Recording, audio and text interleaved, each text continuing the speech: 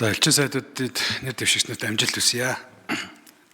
Тэгээ Монгол улсын бас гадаад бодлого сүүлийн хэдэн жил бол маш их идэвхтэй байгаа. За үнийг бол одоо байгуулсан гэрээ улс орондын авч хэрэгжүүлэхээр тохирсон яриа хэлцээрүүдийг ажил хэрэг болгоход бол та бүгдэд бол бэлэн одоо гарын авлага бэлэн хөрсөөр бол байгаа гэж би ойлгож байгаа.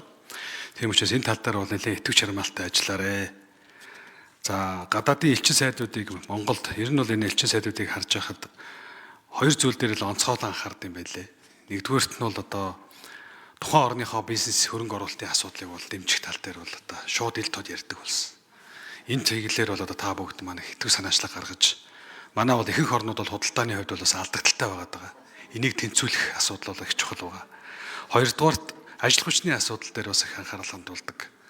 Ялангуяа манай улс бол одоо гадаадад ажиллах хүч одоо гаргадаг улсын хувьд бол тэнд дэх ажиллах хүчээ нэгдүгээрт бол одоо хамгаалах, дэмжих ийм асуудал чухал. Хоёрдугаар тэнд байгаа хүмүүсийг буцааж Монголд авчрахад ялангуяа манад хүний нөөцийн дутагдaltaй томоохон мега төслүүдийг хэрэгжүүлэхэд одоо хүний нөөц хүчин дутамгүй байгаа. Энэ үедийг бол одоо төр засаг за мөн одоо бизнес эрхлэгчдийг бол холбож ажиллах тал дээр бол итгэв санаачлагтай ажиллаарай.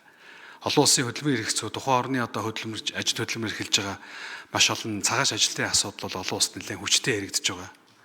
Зөвхөн одоо саяхан манай Монгол улс л ихэд л одоо нэг иргэний амь настай холбоотой асуудал дээр бол нийгэмд яриад онцолж шүү дээ. Тэгэхээр манай маш олон иргэд маань гадаадад бас тэр болгон элчин сайдын амдгаар очихгүй ч гэсэн энэ тэнд хуваарь очиод ажил хөдөлмөр эрхлээд хохироод амь нас эрүүл мэндээрээ хөрсөн олон хүн гардаг. Энэ тал дээр та бүгд маань хууль эрх зүйн дэмжлэг болон за мөн нөгөө талаас нэндээс очиж байгаа иргэдэд анхааруулга янз бүрийн одоо хүний наймаа за бусад төрлийн одоо гэмт хэрэгүүд холбогдох зүйл дээр бол маш их идэвхтэй ажиллах шаардлага бол байна. За оюуны хөрөнгө оруулалт тал дээр бол одоо ялангуяа нэлээд анхаарал хандуулах дээр одоо дэмжиж ажиллаарай гэдгийг бол хэлмээр байна. Тухайлбал одоо тухайн улсын одоо хууль эрх зүйн орчин өндөр хөгжсөн.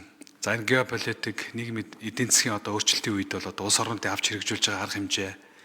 За үүнийг одоо энэ манай хууль эрх зүйн орчин боловсронгуй болгоход маш их одоо дэм болдог. Тухайлбал Герман гэхэд бол сая манай өргөдлийн байнгын хорооны ажиллах журам бол баг 1945 оноос хойш бэлэн одоо кейс байж байгаа. Тэрийг бид нар авчирч ирээд ингээ ажиллахад ямар ч асуудал байхгүй ингээ ажиллаа явчихдаг. Түүн шиг манай одоо хууль эрх зүйг боловсронгуй болгох үндсэн чиглэлийг харж байгаад түүнтэй холбоотой парламентын бүлгийн гишүүд байгаа.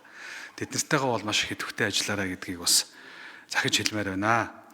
За ингээд бас элчин сайдуудын тэр тайлан мэдээлэл гэдгийг бол явцын тунд нь бас асуугаад яриад явах болов гэж би байнгын орон дээр яригдсан гэж ойлгосон учраас одоо асуулт асуухаа болоо. Тэгээ бүгдэнд нь амжилт хүсье.